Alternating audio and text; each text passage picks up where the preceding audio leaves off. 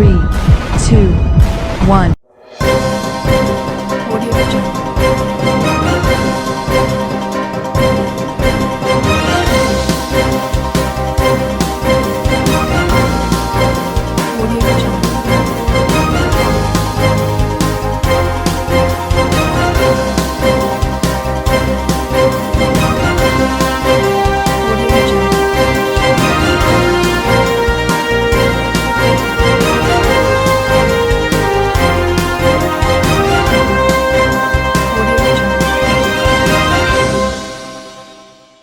नमस्कार, मैं हूं नरेश राघानी और आप देख रहे हैं हॉराइजन न्यूज। जेएलएन अस्पताल में व्याप्त समस्याओं के विरुद्ध धरने पर बैठे अधिवक्ता राजेश टंडन पूर्व में भी दे चुके हैं धरना, प्रशासन नहीं दे रहा ध्यान।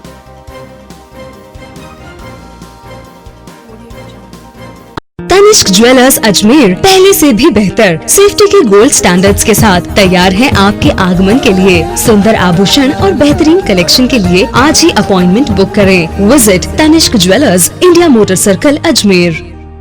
पूर्व निर्धारित घोषणा के अनुसार अपनी मांगों के समर्थन में कांग्रेस के पूर्व प्रदेश सचिव व वरिष्ठ अधिवक्ता राजेश टंडन जिला कलेक्ट्रेट के बाहर एक दिवसीय धरने पर बैठे।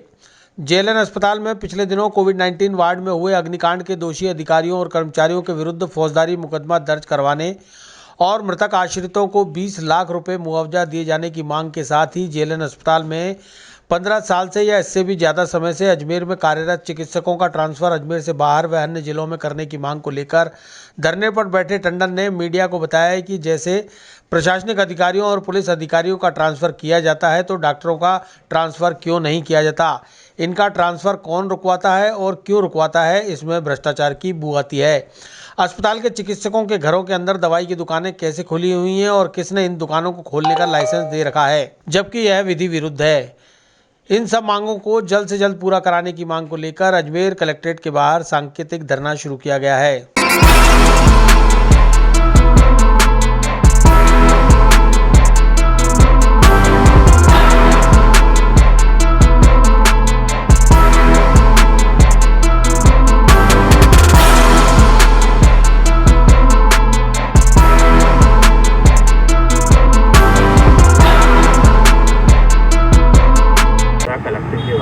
देखिए, 8/11 को मेडिसन आईसीयू वार्ड कोविड-19 के जवाहरलाल नेहरू अस्पताल में शॉर्ट सर्किट होने से आग लग गई थी। उस वार्ड में कोरोना के 20 मरीज भर्ती थे, जिसमें 10 वेंटिलेटर पे थे। तारें इतनी कमज़ोर थी, जो 720 की तारें लगनी चाहिए वो तारें नहीं थी और तारें नहीं होने की वजह से वहाँ अग्निकांड हो गया। आग से जो है जल गए, आपाधापी हो गई और सारे उपकरण जल गए। उससे एक मरीज़ की धुएं की वजह से मृत्यु हो गई। मैं अस्पताल पहुंच गया था। मैंने जाके उनसे कहा कि आपकी जो ऑक्सीजन की पाइपलाइन है ये भी मानकों के अनुकूल नहीं है, बहुत पतली है, तारें आपकी बहुत पतली हैं। उन्होंने मेरी बात का, तब मैंने उसी वक्त आकर के जिलाधीश महोदय को मुख्यमंत्री जी के नाम एक ज्ञापन दिया कि जिसकी भी लापरवाही से हुआ है, चाहे पीडब्ल्यूडी विभाग हो, चाहे अधिकारी हो, चाहे कर्मचारी हो, उनके खिलाफ हत्या का आपराधिक मानव वध का मुकदमा दर्ज किया जाए और आपराधिक मानव वध का मुकदमा दर्ज करने के बाद जो मृतक परिवार है उसके आश्रितों को 20 लाख रुपए का मुआवजा दिया जाए। ऐसे मुआवजे जोधपुर में मुख्यमंत्री जी ने दिए। तो उस बात को लेकर के मैंने ये किया, 10 दिन का उन्हें समय दिया। कल मुझे स्वीकृति मिल गई थी और फिर मैं आज धरने में बैठा हूँ। अगर मेरी मांग पूर्ति नहीं हुई तो मैं इससे कठोर कार्रवाई करूंगा।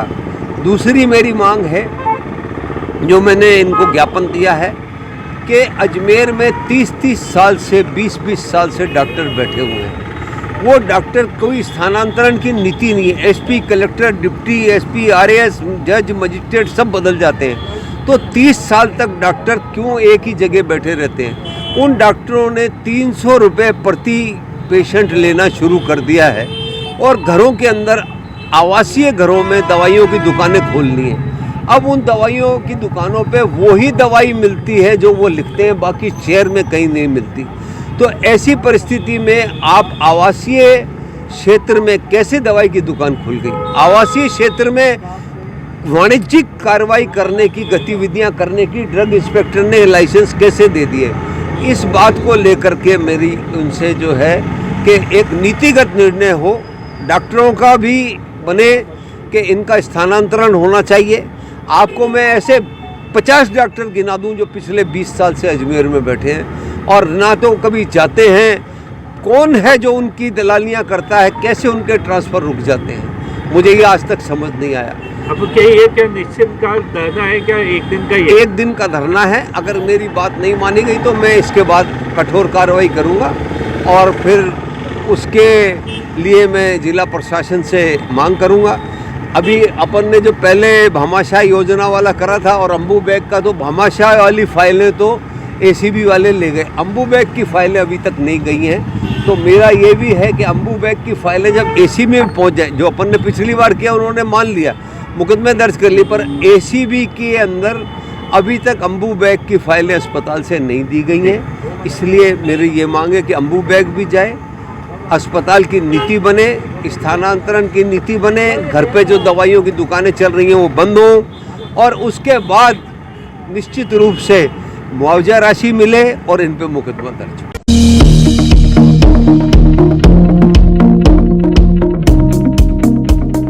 प्रार्थी विधवा महिला के साथ मारपीट करने वाले पड़ोसियों के खिलाफ रामगंज थाना पुलिस नहीं कर रही कार्रवाई। प्रार्थिया ने पुलिस अधीक्षक से लगाई न्याय की गुहार।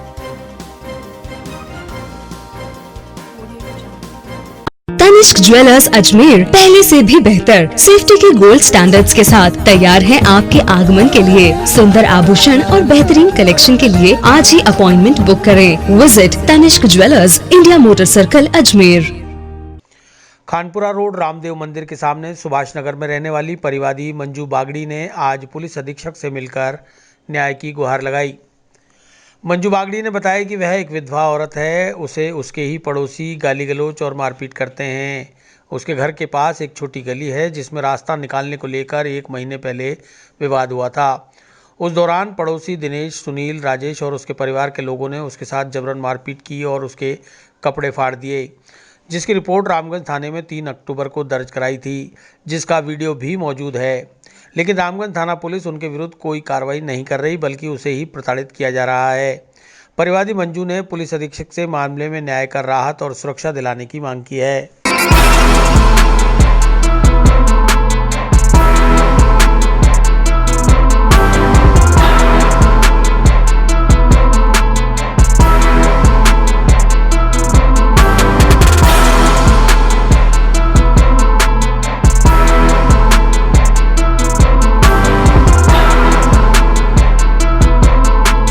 आज आप यहाँ पे? साहब मैं रहती हूँ खानपुरा रोड सुभाष नगर।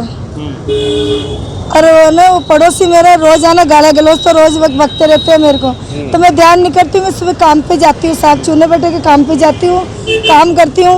मैं सुबह खाना खाने के लिए घर पे आई थी, तो मैं उसने दीवार तोड़ के हमारी छोटी सी गली में रास्ता निकाल रहे थे। मैं बोले भैया हमारे वैसे भी इधर छोटी सी गली है, इधर आप मत रास्ता निकालो। कौन लोग है जो ऐसा कर रहे थे? वो दिनेश है, सुनील है, दिनेश, सुनील और राजेश। फिर क्या हुआ? और इसके बाप, इसका बेटा, 4-5 जने मिलके और मेरा ब्लाउज पकड़ के और मेरे को नीचे पटक दी साहब। नीचे पटक के मेरे को गली के अंदर ले गए।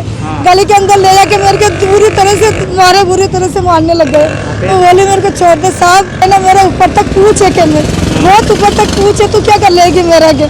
तो साहब मेरा 1 महीना हो गया, मैंने रिपोर्ट लिखाई थी रामगंज थाने में, मेरी कोई आज सुनाई नहीं कर रही। 1 महीना हो गया, मैं रोज जाती हूँ मेरे रिपोर्ट। और आज मैं एसपी साहब के पास आई हूँ, साहब बोले तेरा काम हो जाएगा, लेकिन 1 महीना हो गया मेरा कोई काम नहीं हो रहा। एसपी के पास जाए, डीएसपी के पास जाए, जीआईजी के पास जाए, लेकिन मेरे कोई मतलब नहीं निकल रहा साहब से रिपोर्ट का।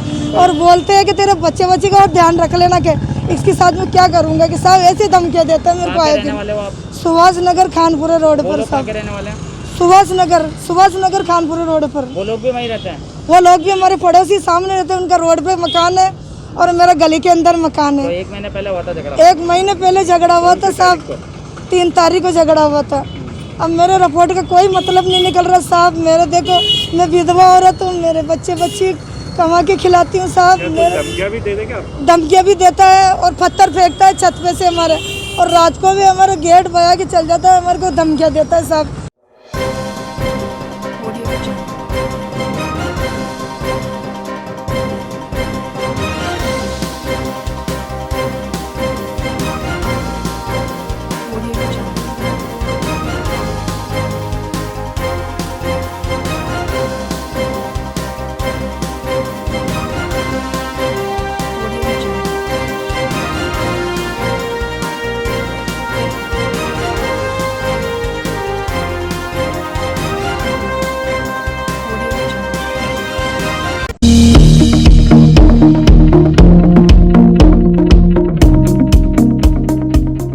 साथ बढ़ रहा है कोरोना का ग्राफ, प्रशासन हुआ अलर्ट। पुष्कर मेला हुआ निरस्त, प्रशासन ने यात्रियों की आवक रोकने के लिए निकाला flag march. Tanishq jewellers Ajmer पहले से भी बेहतर सेफ्टी के गोल्ड स्टैंडर्ड्स के साथ तैयार है आपके आगमन के लिए। सुंदर आभूषण और बेहतरीन कलेक्शन के लिए आज ही अपॉइंटमेंट बुक करें। Visit Tanishq jewellers, India motor circle, Ajmer.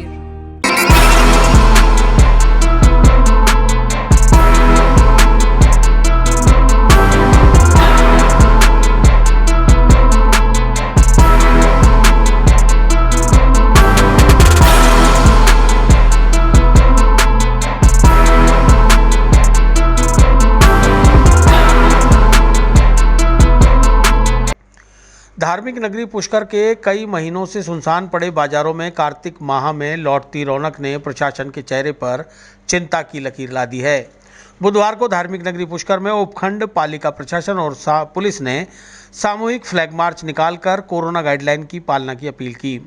सामूहिक फ्लैग मार्च मेला मैदान से शुरू होकर कपालेश्वर तिराहा, ब्रह्मा मंदिर, ब्रह्मा चौक, गऊ घाट, वरा चौक होते हुए गुरुद्वारा पर संपन्न हुआ। इस दौरान एसडीएम दिलीप सिंह राठौड़ ने दुकानदारों, पुरोहितों एवं स्थानीय लोगों से मास्क लगाने, सोशल डिस्टेंसिंग की पालना करने की अपील की।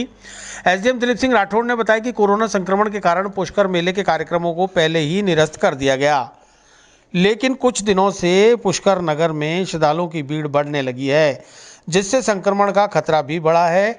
इसे देखते हुए सामूहिक फ्लैग मार्च निकालकर स्थानीय दुकानदारों, लोगों और यात्रियों को कोविड-19 गाइडलाइन की पालना करने को कहा गया है। फ्लैग मार्च के दौरान डीएसपी रामनिवास विश्नोई, अधिशासी अधिकारी अभिषेक गहलोत, नायब तहसीलदार रामकिशोर शर्मा, पुष्कर थाना अधिकारी, पुष्कर थाना एएसआई रामकुमार सहित पुलिस के जवान मौजूद रहे।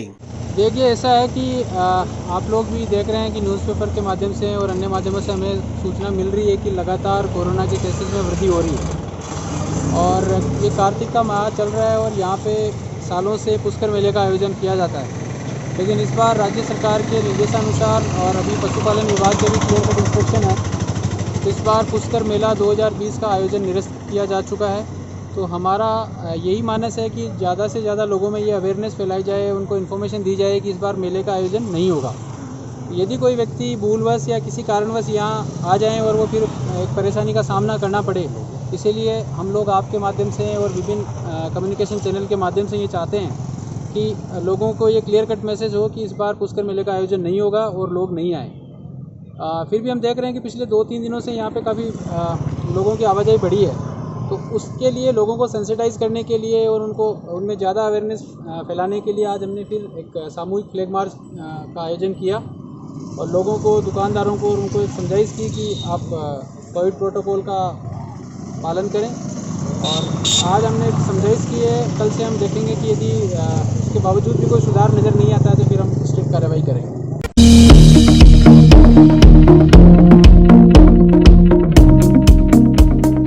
राजस्व बार एसोसिएशन के अध्यक्ष सुरेंद्र शर्मा ने सौंपा ज्ञापन। सेल टैक्स, स्टाम्प और सीआरआर के केस वापस रेवेन्यू बोर्ड भेजने की उठाई मांग। तनिष्क ज्वेलर्स अजमेर पहले से भी बेहतर सेफ्टी के गोल्ड स्टैंडर्ड्स के साथ तैयार है आपके आगमन के लिए। सुंदर आभूषण और बेहतरीन कलेक्शन के लिए आज ही अपॉइंटमेंट बुक करें। Visit Tanishq jewellers, India motor circle, Ajmer. Revenue bar के अध्यक्ष सुरेंद्र शर्मा ने बताया कि रेवेन्यू बोर्ड में पूर्व में सेल टैक्स, स्टाम्प और सीआरआर के केस की सुनवाई की जाती थी। इसके बाद यह सभी केस टैक्स ट्रिब्यूनल का गठन होने के बाद वहां भेज दिए गए। तब से केस वहीं चल रहे थे। अब जब टैक्स के स्थान पर जीएसटी आ गई है, ऐसे में टैक्स बोर्ड को सरकार ने समाप्त कर दिया है। इसलिए सरकार से मांग की है कि टैक्स बोर्ड को दिए गए समस्त केस वापस से राजस्व बोर्ड को दिए जाएं। इस मांग को लेकर आज बोर्ड चेयरमैन और डीसी को ज्ञापन सौंपा गया।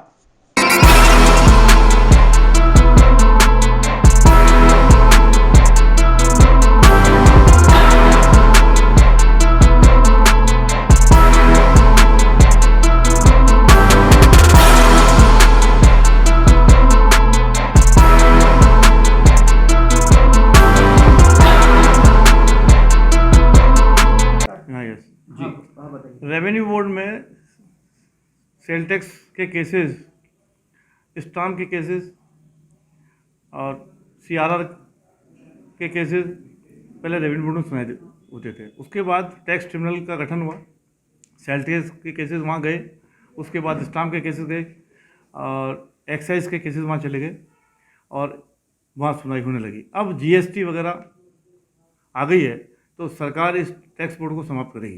तो मेरा इतना सा सरकार से ये निवेदन है कि टैक्स बोर्ड से सारे जो केसेस हैं वो वापस रेवेन्यू बोर्ड को दे दी जाए। इस हेतु मैंने ज्ञापन सरकार को दिया है, चेयरमैन साहब को दिया है और उनका जवाब भी मेरे को अच्छा मिला है। उन्होंने कहा है कि बिल्कुल हम इस बारे में कोशिश करेंगे और पुनः वापस लगभग कितने केसेस होंगे? ये केसेस स्टाम्प के केसेस करीब वो लोग राजस्थान के हैं तो राजस्थान के हिसाब से काफ़ी केसेस हैं और एक्साइज के केसेस भी काफ़ी हैं।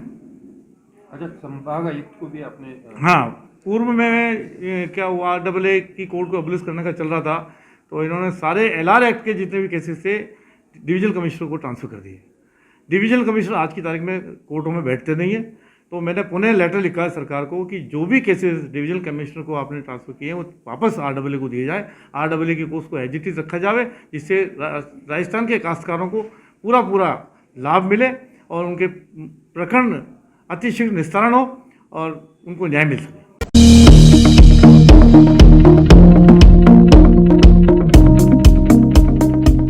सोनगरा व रावत प्रभारी नियुक्त, विधायक रावत करेंगे जनसंपर्क।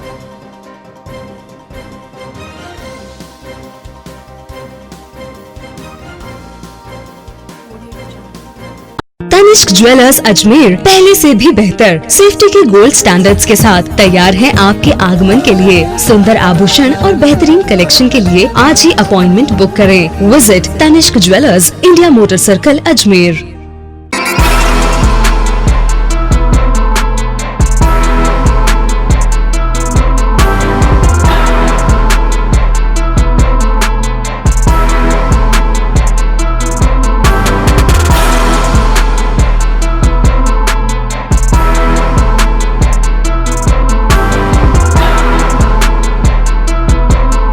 भारतीय जनता पार्टी अजमेर जिले के चुनाव प्रभारी जीतमल प्रजापत ने पूर्व प्रधान पीसागन अशोक सिंह रावत को जिला परिषद वार्ड 2 का और विकास सोनगरा को श्रीनगर पंचायत समिति का प्रभारी नियुक्त किया है।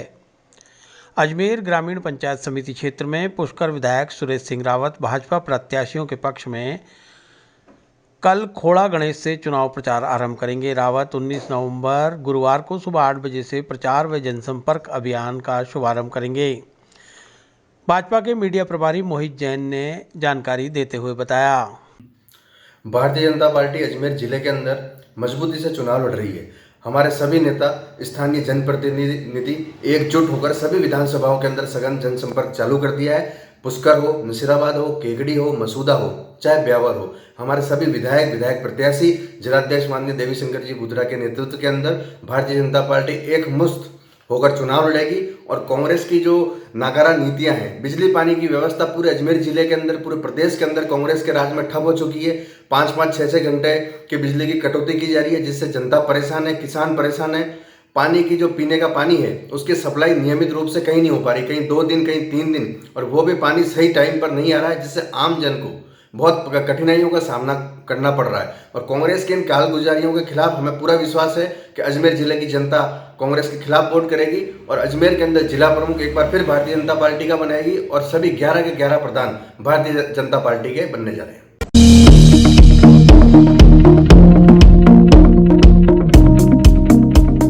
दीपावली के अवसर पर शहर के 2 अलग अलग स्थानों में हुई चोरी की घटनाएं। कृष्णगंज थाना अंतर्गत 30,000 के सीमेंट के कट्टे चोरी, तो वहीं रामगंज थाना अंतर्गत मकान से आभूषण सहित 90,000 का माल चोरी।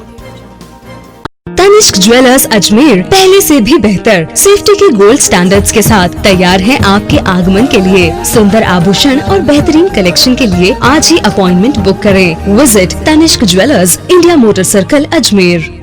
दीपावली पर्व के दौरान शहर के 2 अलग अलग थाना क्षेत्रों में चोरी की घटनाएं सामने आई हैं। माकड़वाली गोकुल हाउस के पीछे शिवजी चौराहे पर निर्माणाधीन पॉली हाउस के गोदाम से अज्ञात चोर ताले तोड़कर 90 सीमेंट के कट्टे, जिनकी कीमत लगभग 30,000 रुपये है, चुरा कर ले गए। मालिक मोहन कुमार उतवानी ने कृष्णगंज थाने में अज्ञात चोरों के खिलाफ मुकदमा दर्ज कराया है। हाँ सर, मैं 5 तारीख को ताला लगा के यहाँ से घर गया और सुबह 6 तारीख को वापस आया तो 9 बजे ताले वाले सब टूटे हुए मिले। मेन गेट का ताला और चेन वो लेके चले गए और अंदर घुसा तो कोठरी में से ताला तोड़ के और होल ड्राफ्ट तोड़ के 90 कट्टे सीमेंट के बांगण ब्रांड के लेके चले गए। कितना नुकसान हो गया सर? करीबन 30,000 रुपये का नुकसान हुआ। 30,000 एरिया है, क्या है ये एरिया है माकड़वाली, शिवजी चौराया और गोकुल धाम के पीछे। तो यहाँ क्या चल रहा था? यहाँ पोली हाउस बना रहे हैं, अभी बिल्डिंग का निर्माण हो रहा है। तो उसमें सामान पड़ा था? हाँ, उसमें सामान पड़ा हुआ था कोठरी में, उसमें से 90 कट्टे उठा के लेके गए। इसके अलावा और कोई सामान नहीं, उसके अलावा किसी भी को भी हाथ नहीं लगाया उन्होंने। सरिये भी पड़े थे लेकिन सरियों को हाथ नहीं लगाया उन्होंने। टोटल कितना नुकसान हुआ? टोटल करीबन 30,000 रुपये का नुकसान हुआ। ठीक है। आपको जैसे मालूम पड़ा था? सुबह 9 बजे आया था 6 तारीख को, तो ताले टूटे हुए मिले मुझे। ठीक है सर। FI दर्ज करी तो तब करेगी? FI दर्ज करवा दी मैंने, 7 तारीख को करवा दी।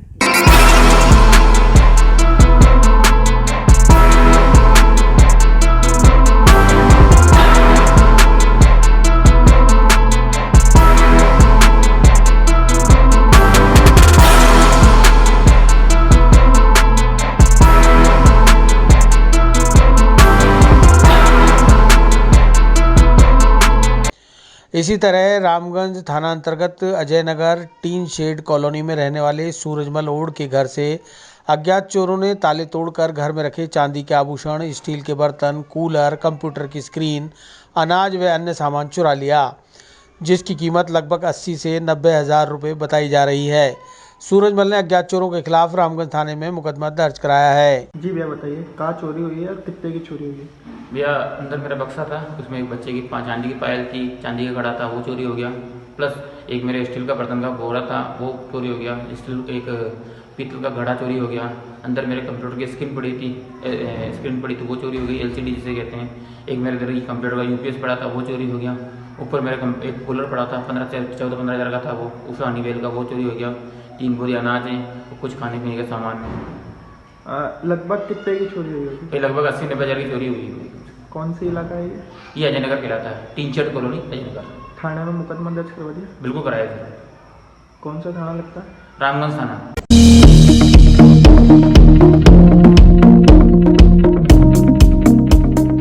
राज्य सरकार के किसान ऋण माफी योजना की नहीं की जा रही है पालना। गांव चावंडिया के कृषक सांवरलाल को बैंक ऋण वसूली के लिए भेज रहा है नोटिस पे नोटिस। तनिष्क ज्वेलर्स अजमेर पहले से भी बेहतर सेफ्टी के गोल्ड स्टैंडर्ड्स के साथ तैयार है आपके आगमन के लिए। सुंदर आभूषण और बेहतरीन कलेक्शन के लिए आज ही अपॉइंटमेंट बुक करें। Visit Tanishq jewellers, India motor circle, Ajmer. गांव चावंडिया ग्राम पंचायत सतावड़िया तहसील मसूदा से आए सांवरलाल के बेटे बबलू जांगिड़ ने आज एक बार फिर जिला कलेक्टर को ज्ञापन देकर आर्थिक संकटग्रस्त डिफॉल्टर किसान सांवरलाल खाती को कृषक ऋण माफी आदेश योजना के अंतर्गत कर्ज माफ कराने की मांग की। बबलू ने बताया कि पूर्व में भी जनवरी और जून में जिला कलेक्टर को ज्ञापन देकर बैंक को पाबंद करने की अपील की गई थी, लेकिन उस पर भी कोई कार्रवाई नहीं की गई। इससे पूर्व मुख्यमंत्री कार्यालय और प्रधानमंत्री कार्यालय तक को ऋण माफी के लिए गुहार लगा चुके हैं। उन्होंने बताया कि सांवरलाल खाती की मां लक्ष्मी देवी के नाम से 2 लाख रुपए का फसली ऋण लिया गया था, जिसके बाद लक्ष्मी देवी की कैंसर से मृत्यु हो गई। ऐसे में अब बैंक उन्हें डिफॉल्टर घोषित कर ऋण जमा कराने के लिए दबाव डाल रहा है। लिहाजा कृषक ऋण माफी आदेश पत्र के निकाले गए आदेश की अनुपालना करते हुए ऋण माफ कर राहत दिलाई जाए।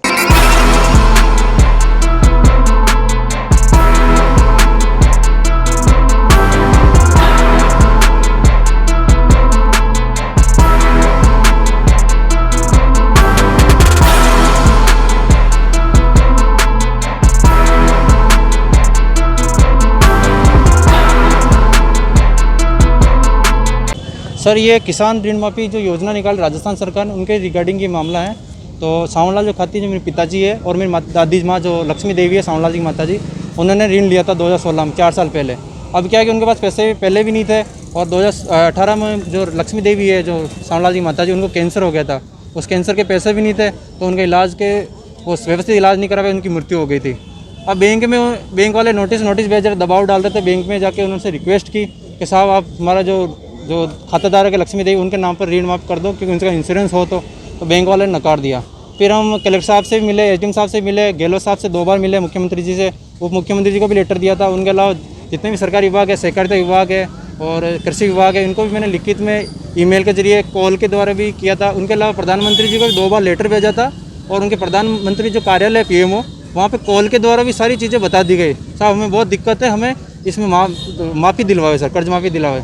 और उनके अलावा राजस्थान सरकार ने जब ये इनकी सरकार बनी थी तब उन्होंने सहकारिता विभाग और मुख्य सचिव के हस्ताक्षर से एक कृषक ऋण माफ़ी आदेश पत्र निकाला, जिसमें पहले चरण में तो सहकारी बैंकों के माफ़ कर दिए और दूसरे चरण में क्या है, राष्ट्रीयकृत जो बैंक है उनके 2 लाख तक ऋण माफ़ करने का प्रावधान, जितने भी डिफॉल्टर किसान हैं। अब उसमें ये स्थिति वही बन रही है, सब प्रावधान में ये उपयुक्त है लेकिन सरकार उनको कोई लाभ नहीं दे रहे। हमने कलेक्टर साहब से 2 बार पहले भी मिल चुके हैं, तीसरी बार ज्ञापन दे रहे हैं। गहलोत साहब को भी 2 बार लेटर दे दिए। उसके अलावा पहली बार भरी सर्दी में 9 जनवरी 2020 को वहाँ पे उनके कार्यालय में जाकर लेटर दिया, लेकिन कोई अभी तक राहत नहीं दिया। सिर्फ कार्रवाई के नाम पर हमें यहाँ पर अटका रखा है, बाकी कोई लाभ नहीं दिया जा रहा है। अगर कार्रवाई नहीं होती है तो फिर किस तरह से क्या रहेगा आपका? साहब अगर कार्रवाई नहीं होगी तो हम मजबूरन, अगर जब हमारी ज़मीन नहीं रहेगी, कुड़की नहीं, ज़मीन कड़की हो जाएगी या हमारे पास कोई आमदनी का मतलब आय का स्रोत ही नहीं रहेगा तो हम क्या करेंगे फिर? आखिरकार हमें जो किसान करते आ रहे हैं, जैसे कि किसी की मजबूरन इच्छा मृत्यु होती है, किसी की आत्महत्या करनी पड़ती है मजबूरन, हम तो वैसा नहीं चाहते इनको हो, अगर सरकार चाहती है तो फिर वही होगा सर।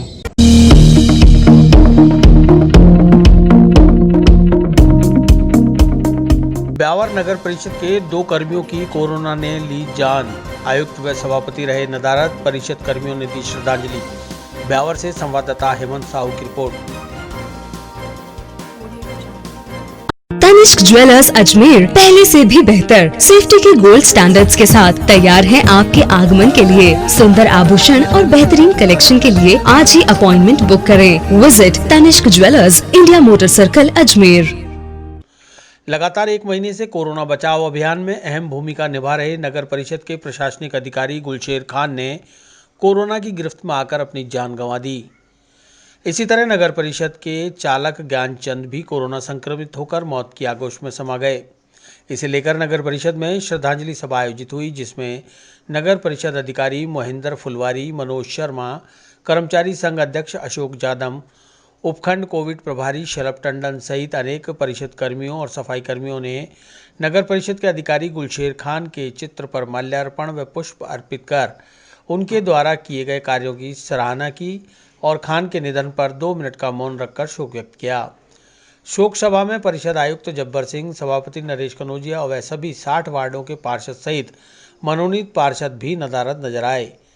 श्रद्धांजलि सभा में नगर परिषद कर्मचारी संघ के दमयंती जयपाल, मोहिंद्र फुलवारी, मनोज शर्मा, रतन सिंह, उमर फारूक सहित अन्य कर्मी, जमादार व सफाई कर्मचारी मौजूद रहे।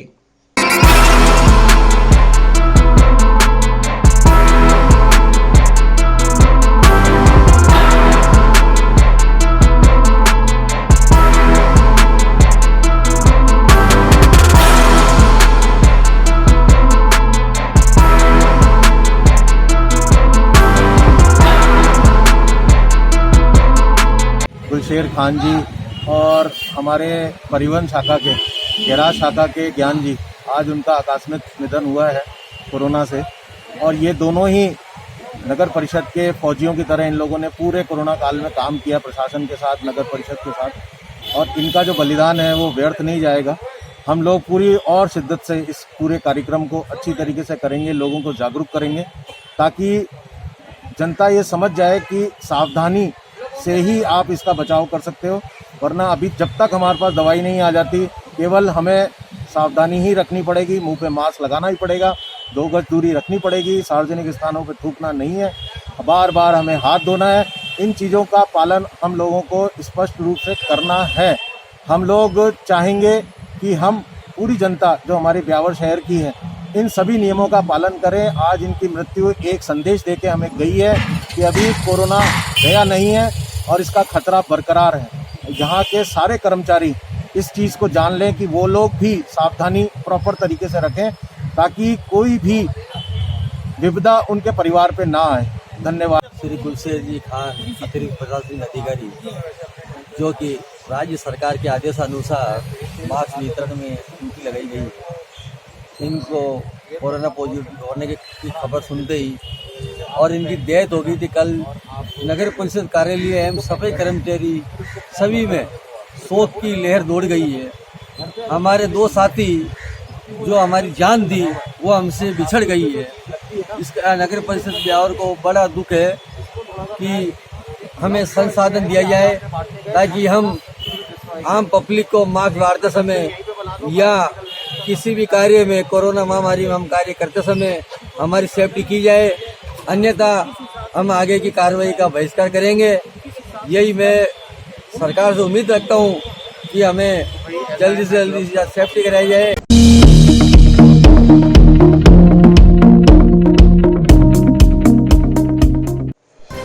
सांभर बीजेपी चुनाव प्रभारी राजेश गुर्जर ने ली बैठक। डब्लू गोस्वामी, संवाददाता, जयपुर ग्रामीण से।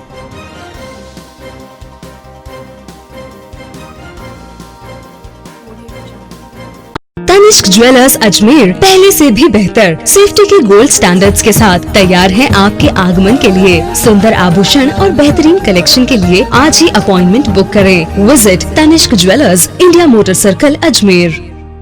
बुधवार दोपहर भारतीय जनता पार्टी के चुनाव प्रभारी राजेश गुर्जर की अध्यक्षता में धान मंडी स्थित श्याम वाटिका में बीजेपी कार्यकर्ताओं की एक बैठक का आयोजन किया गया। बैठक में टिकट के लिए आवेदनकर्ताओं और वार्ड के पुराने मेंबरों के साथ बीजेपी के कार्यकर्ता भी मौजूद रहे, मगर देखने की बात यह रही कि विधायक निर्मल कुमावत को भी मीटिंग में आना था, मगर वे नहीं आए। प्रभारी राजेश गुर्जर, बीजेपी अध्यक्ष जितेंद्र डांगरा, निवर्तमान नगर पालिका चेयरमैन विनोद सांबरिया ने बीजेपी कार्यकर्ताओं को अपने भाषण के जरिए चुनाव संबोधित किया और अपने 5 साल के कार्यकाल में किए गए काम गिनाए। अध्यक्ष जितेंद्र डांगरा ने कहा कि हम लोग अगर एकजुट होकर बिना भेदभाव के चुनाव लड़ेंगे तो बीजेपी का बोर्ड बनना तय है। राजेश गुर्जर ने कहा कि सचिन पायलट और मुख्यमंत्री अशोक गहलोत दोनों आपस में गुटबाजी करके अलग अलग होटलों में रहने का खर्च तो कर सकते हैं, मगर गरीब परिवारों और बेरोजगारों के लिए कुछ भी व्यवस्था नहीं कर सकते। 3500 रुपया बेरोजगारी भत्ता भी युवकों को नहीं दिया गया। कोरोना महामारी को देखते हुए अशोक गहलोत ने भगवान भरोसे छोड़ दिया, मगर हम लोग बीजेपी के एमपी, एमएलए और अध्यक्ष ने घर घर जाकर आमजन की मदद की। राकेश गुर्जर चुनाव प्रभारी सांभरलेक के सभी बीजेपी कार्यकर्ताओं का अनुरोध किया कि आप सब लोग सर्वसम्मति से जिसको भी टिकट मिलेगा उसे जिताने का प्रयास करेंगे। मीटिंग में विधायक प्रतिनिधि भी मौजूद रहे।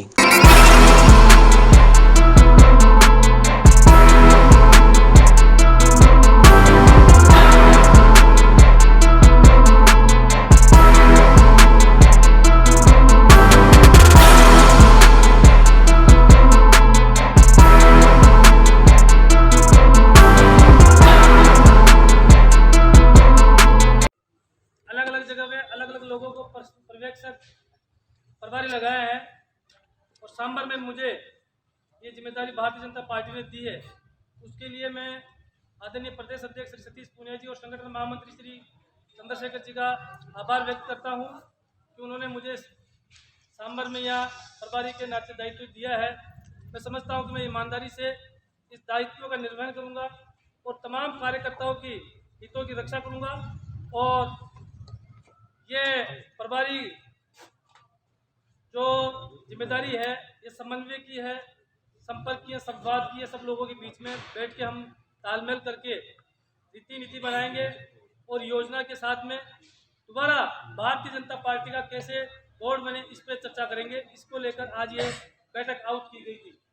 साथियों, जैसा कि आप सबको मालूम है, विगत 2018 के चुनाव में कांग्रेस के मुखिया और कांग्रेस सरकार के मुख्यमंत्री श्री अशोक गहलोत जी ने लोगों में जाकर एक बात कही थी और बड़े बड़े होर्डिंग, बैनर, पोस्टर लगाए थे। आपको मालूम हो तो आपके भी यहाँ नगर पालिका में लगे होंगे। अब होगा न्याय का एक जो नारा दिया था,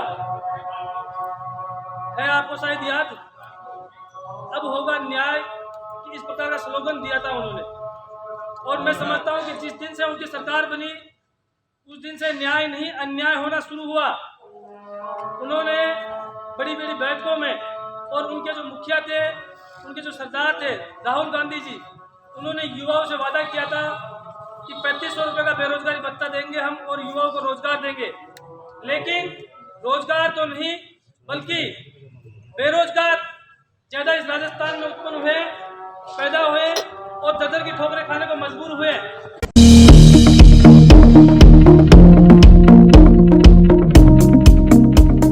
जिला विधिक सेवा प्राधिकरण के वॉलंटियर्स ने कोरोना के प्रति किया जागरूक। घुमंतु और खानाबदोश बालक बालिकाओं को मास्क बांटकर बताई उपयोगिता।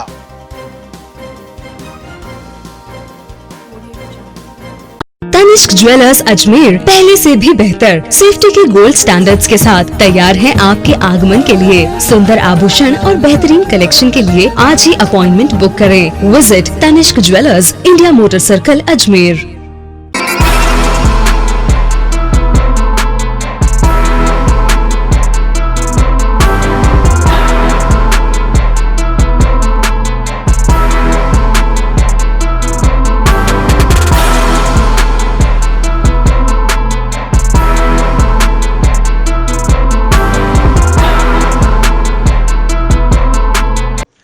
बुधवार को जिला विधिक सेवा प्राधिकरण की ओर से राजस्थान राज्य विधिक सेवा प्राधिकरण जयपुर के निर्देशानुसार वर्तमान में चल रहे विधिक सेवा सप्ताह के तहत आज व आगामी बाल दिवस अभियान के तहत समाजसेवी व जिला विधिक सेवा प्राधिकरण के para legal volunteers Deepak Kumar Thakur, क्षेत्रपाल तंवर, योगिता गौड़ आदि ने पुष्कर सावित्री माता मंदिर रोड स्थित घुमंतु जाति खानाबदोश लोगों की बस्ती के बालक बालिकाओं को इकट्ठा कर उनको शिक्षा के अधिकार, बालकों के अधिकार व बाल विवाह अपराध संबंधी जानकारी के साथ ही वर्तमान में चल रहे कोरोना काल में कोविड-19 के संक्रमण, उनके लक्षण व उनके रक्षात्मक उपायों की जानकारी देकर उनको स्वच्छता के प्रति जागरूक रहने, हाथों को सही प्रकार से साफ करने के तरीके समझाए। जिन लोगों के पास मास्क नहीं थे उन्हें मास्क देकर मास्क लगाने के सही तरीके, नियमित मास्क लगाने के बारे में जानकारी दी। कार्यक्रम में लगभग 50 बालक बालिकाओं ने भाग लिया। मास्क है जरूरी, 2 गज दूरी, मास्क है जरूरी, 2 गज दूरी, मास्क है जरूरी।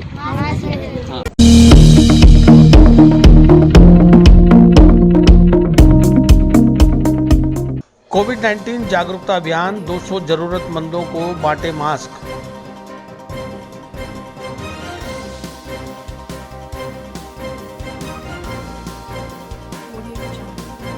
तनिष्क ज्वेलर्स अजमेर पहले से भी बेहतर सेफ्टी के गोल्ड स्टैंडर्ड्स के साथ तैयार है आपके आगमन के लिए। सुंदर आभूषण और बेहतरीन कलेक्शन के लिए आज ही अपॉइंटमेंट बुक करें। Visit Tanishq jewellers, India motor circle, Ajmer.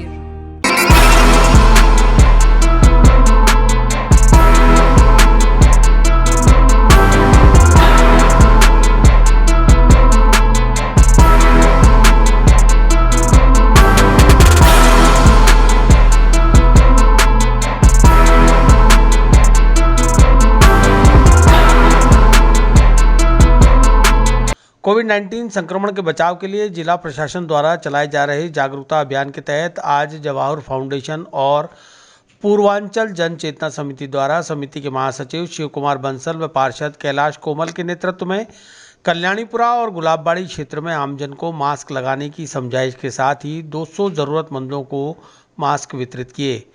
इस अवसर पर सोशल डिस्टेंस मेंटेन करते हुए निर्धन, असहाय व दिहाड़ी मजदूरों को मास्क वितरित किए गए। आज राजस्थान सरकार की कोविड गाइडलाइन के तहत और जागरूकता अभियान के तहत हमने जवाहर फाउंडेशन, पूर्वांचल जन चेतना समिति और नगर निगम के मार्फत से आज कल्याणीपुरा, नहर का बेरा और गुलाबबाड़ी के अंदर करीब 400 मास्क का वितरण किया है और लोगों को जागरूक किया है जा के भाई जिसने मास्क नहीं लगा रखा तो हमने जागरूक किया कि मास्क लगाइए, क्योंकि अभी तक इस बीमारी की कोई दवाई नहीं बनी है, तो बचाव ही उपाय है। तो लोगों को हमने समझाया है, हमारे जमादार जी ने, नगर निगम कर्मचारियों ने, हमारे कार्यकर्ताओं ने सबने जाके समझाया है और लोगों को जागरूक किया कि आप मास्क लगा के रहे जब तक बीमारी नहीं आती है। राशन की दुकानों में जैसे भीड़ पड़ रही वहाँ पे जाके हमने दिए और बहुत अच्छा रेस्पॉन्स रहा। लोगों को हम आगे भी जागरूक करते रहेंगे और इनको मास्क वितरण करते रहेंगे।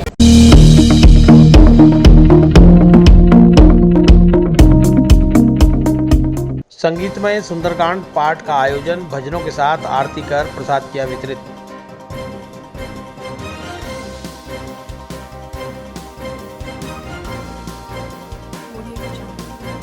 तनिष्क ज्वेलर्स अजमेर पहले से भी बेहतर सेफ्टी के गोल्ड स्टैंडर्ड्स के साथ तैयार है आपके आगमन के लिए। सुंदर आभूषण और बेहतरीन कलेक्शन के लिए आज ही अपॉइंटमेंट बुक करें। Visit Tanishq jewellers, India motor circle, Ajmer.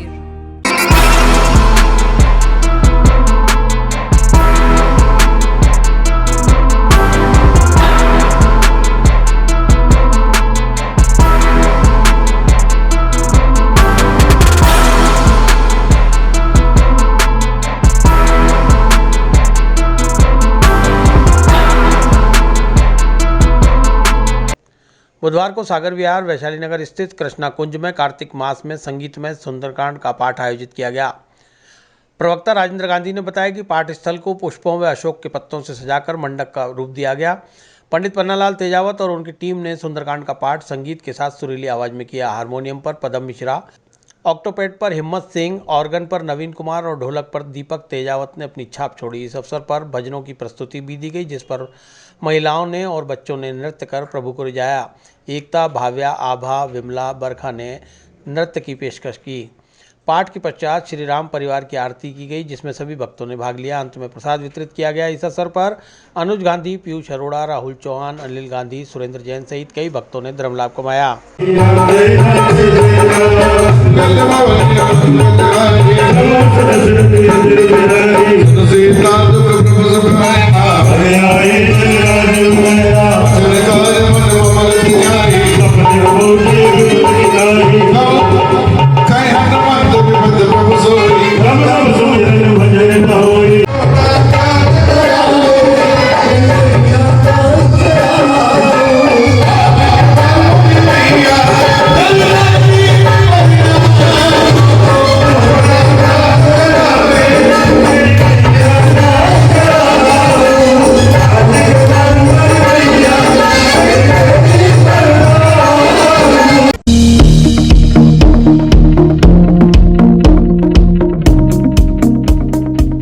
बड़वाव मस्जिद में दावते इस्लामी इंडिया की ओर से बयान का आयोजन।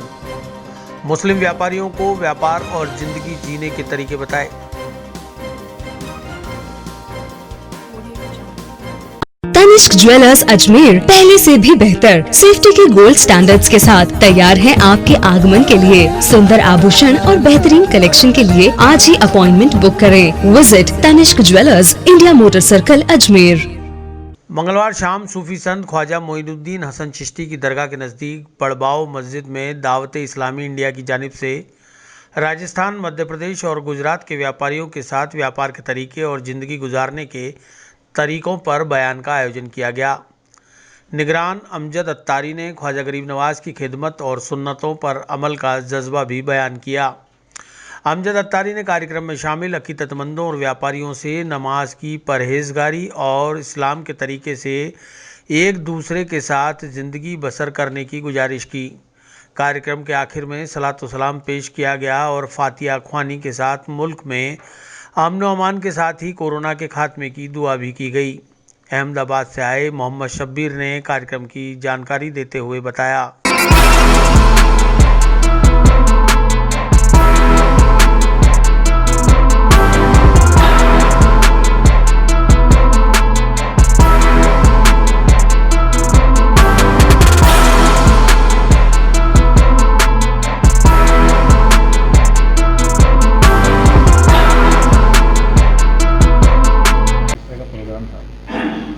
आज अल्हम्दुलिल्लाह दावत इस्लामी की जानिब से अजमेर शरीफ में सुन्नत भरा इज्तिमा हुआ।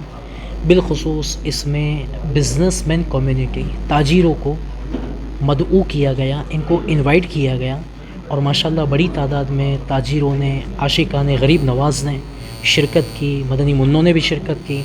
और आज इनमें कारोबार कैसे करना चाहिए, हलाल तरीके से कमाना चाहिए। वाकई हम सब हलाल तरीके से कारोबार करके अपना माल कमाएं तो इससे दुनिया में भी खैर व बरकत होगी और इंशाल्लाह इसकी बरकतें कब्र व आखिरत में भी नसीब होगी। और अल्हम्दुलिल्लाह आज दावत इस्लामी जैसे माशाल्लाह अजमेर शरीफ में सुन्नत भरा इज्तिमा हुआ, ऐसा दुनिया भर में अल्हम्दुलिल्लाह पूरे हिंद में दीन की खिदमत कर रही है। और आज अल्हम्दुलिल्लाह अल्लाह पाक के फजलो करम से दीन का काम करने में दावत इस्लामी आगे बढ़ती हुई नज़र आ रही है। तो जो भी मेरी बात सुन रहे हैं, आप सबको भी दावत दे रहा हूँ कि आप भी अपने आप को दावत इस्लामी के मदनी माहौल से वाबस्ता कर दीजिए। अल्हम्दुलिल्लाह मदनी काफ़िले राय खुदा सवजल में सफ़र करते हैं, जिसमें दीन की बातें सीखने सिखाने का मौका मिलता है। आप भी सफ़र कीजिए और इसकी बरकतों को हासिल कीजिए। आज इज्तिमा में माशाल्लाह मुसलमानों के लिए दुआए खैर भी की गई। कोरोना से भी अल्लाह ताला हर एक मुसलमान को हिफाजत फरमाए, खैर का मामला फरमाए, बल्कि हमारे मुल्क से, पूरी दुनिया से अल्लाह कोरोना का ख़ात्मा फरमा दे और हम सब की अल्लाह ताला हिफाजत फरमाए।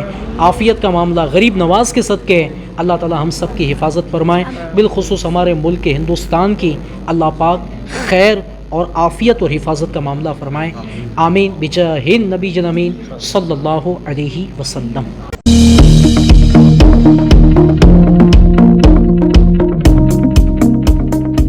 विस्तार से पढ़ने के लिए लॉग इन करें horizonhind.com, सच के साथ।